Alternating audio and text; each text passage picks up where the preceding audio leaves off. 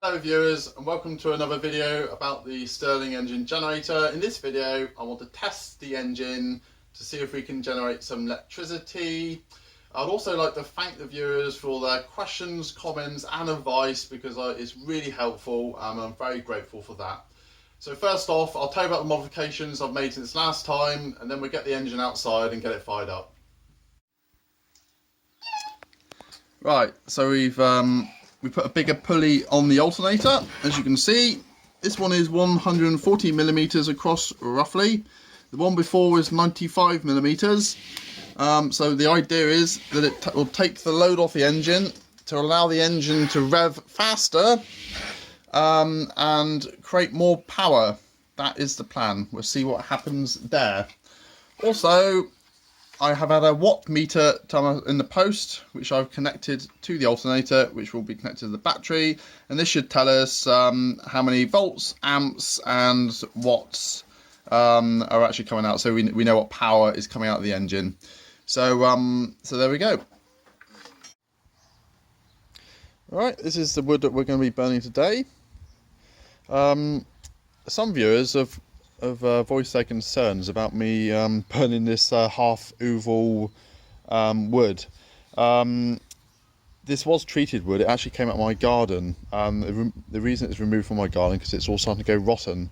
I've decided to stop using this because there is a slight worry of releasing dangerous gases and chemicals in the air. So I'll go away from that. I did check actually. In the United Kingdom, they stopped using arsenic in this stuff over 20 years ago. They still use pesticides and copper type compounds, but then it's still not good to burn it really. How much is left in it I don't know, because it's going rotten in my garden, but I'm going to stop using that because it doesn't seem like the right thing to do. So what I've got here for the kindling is broken up pallet wood. And these are untreated pallets, so there's no baddies in it. It's all dry as well. And the main wood is again a bit of pallet wood. This is seasoned wood. I know it's seasoned because I've had it for years in a dry place. So we're going to see how that goes. So here we are, just about to light the fire. There's been some interest about how much smoke this thing actually gives out. So I'm going to do a bit of an experiment. I've loaded it up with dry wood. I'm just about to light it, and I'll time how long it takes for it to go from a smoky flue to a clean burning flue. So there's a bit of paraffin here on the rag just to get things going. So he's lit up there now. I'll close the door.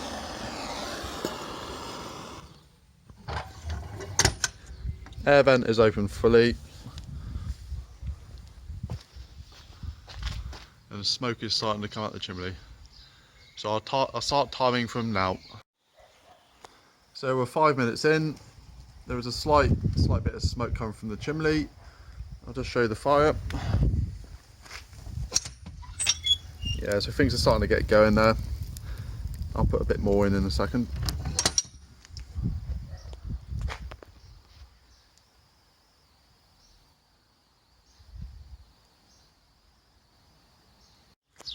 Okay, 10 minutes in, the fire has started to make that distinctive roaring noise that you get from fires when they start to pick up.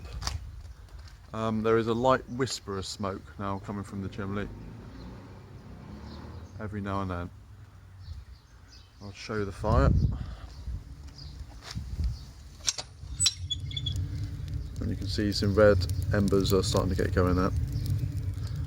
I will put a few bits of light wood in. I'll put this one in. Oops. Shouldn't be doing this job. Oh, well done. What I need is a pair of gloves. I'll go and get a grab set in a minute. So there we go, 15 minutes in. A nice clean flue. So hopefully I'm not upsetting the neighbours too much. I'll just show the fire again to conclude that. So the fire's hot now. There you go. There was a bit of smoke to start with, certainly when I put those two logs on. it might be that I need to run it on lighter wood for longer, like untreated pallet wood or something like that, to get the heat up before I actually start putting these logs on to keep the smoke down. Just a quick overview of the alternator charging setup. So I got the positive and the negative come from the alternator. That is going to the source of the watt meter and then continues onto our battery, and that'll be connected on when we're ready to go. And also we've got this cable here which is connected to the sensor wire and the power wire for the field windings, and then that all comes to the positive as well. Something else to add, in static situation we're reading 11.92 volts.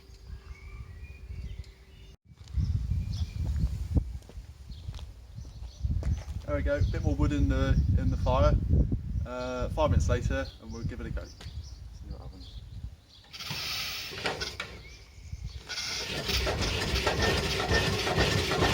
There we go.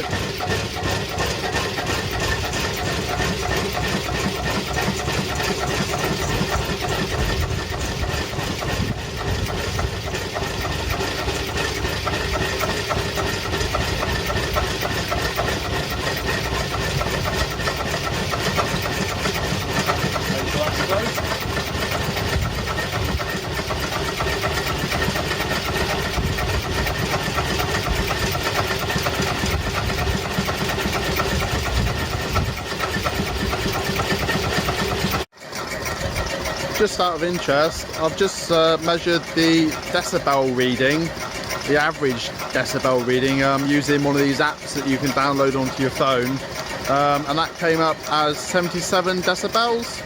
I'll have to look later on the internet to see exactly what that means compared to other things. But the engine doesn't sound too loud, so I don't think I'll upset the neighbours too much, but you never know. So it's running a fair lick at the moment. It's probably as fast as you'd really want it to run normally. The output reading is a little bit disappointing, if I'm honest. It's only showing a few watts. And the voltage is 12.3 volts. I'm pretty sure the battery showed more than that when we started. So what I suspect is happening is the battery is actually being discharged at this point in time. And it's probably the field windings taking all that up. Right, I've gone back to the original pulley that we had on that. So that's the one I've taken off. 140 millimeters across, and this one is about 95. I know we've already tried this one and it didn't work, but I feel like we need to go back to that one, take a look at what our watt meter is saying, and then go from there. So there you go, running again with the slightly smaller pulley. We'll just take a look at our watt meter to see what that's saying.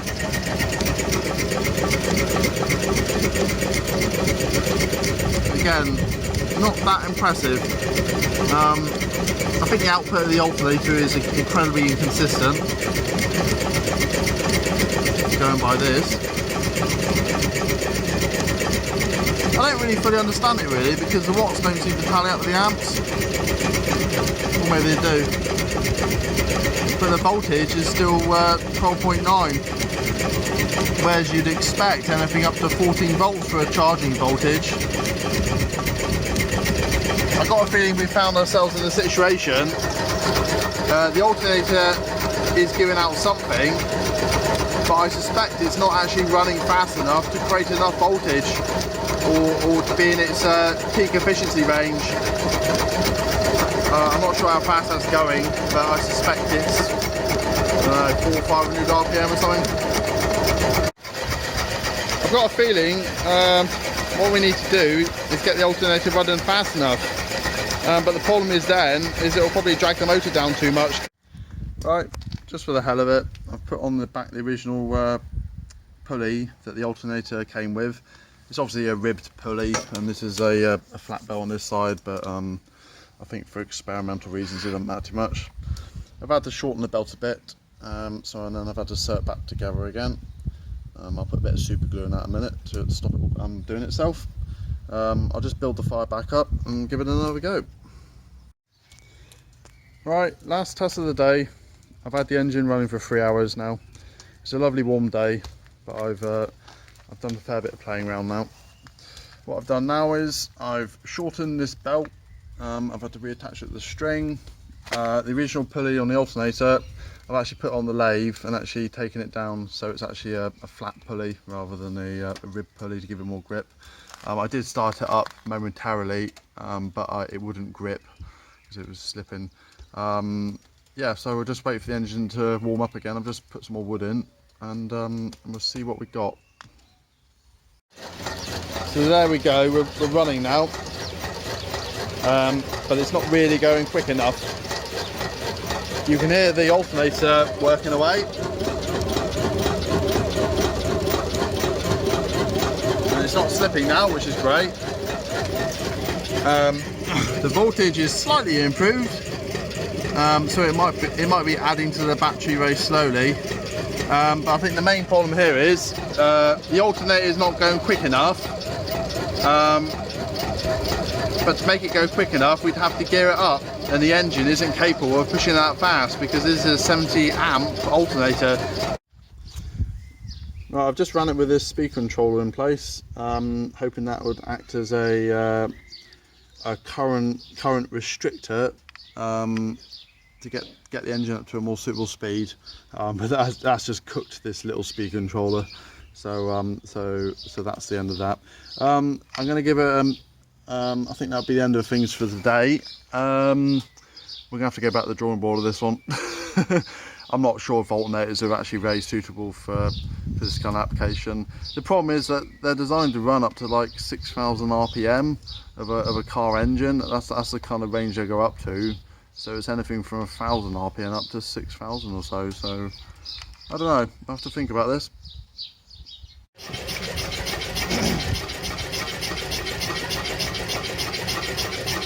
Well, there you go. It's been a long 3 hours playing around. I'm just about to run the engine down and get myself cleaned up.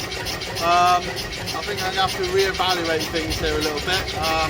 When I get the video together later on, we'll have a little think about what we might want to do now.